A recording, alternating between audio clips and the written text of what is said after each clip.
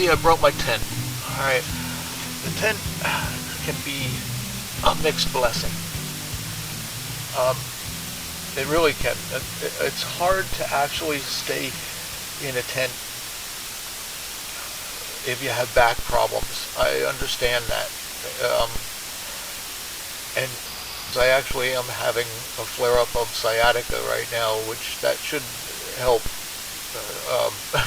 people to understand, what you go through as far as like sleeping on the ground with sciatica. But there's a reason why I pick certain spots like I do. First of all, this is all built on a real dense layer of moss. Ain't that pretty? A nice, dense, thick layer of moss is like a sponge. You can't always find that, though.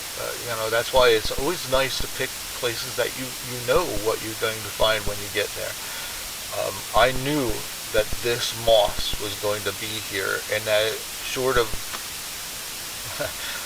coming in here and fracking this area or something like that, I knew it'd probably still be here. The other reason I picked a tent is because of the cooler temperatures.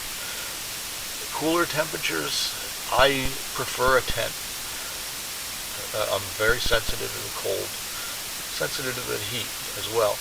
But once the cold sets in, my ribs start hurting and I feel like hell.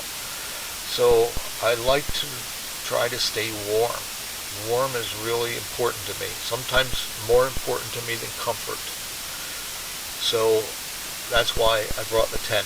I know the tent is going to take care of the warmth.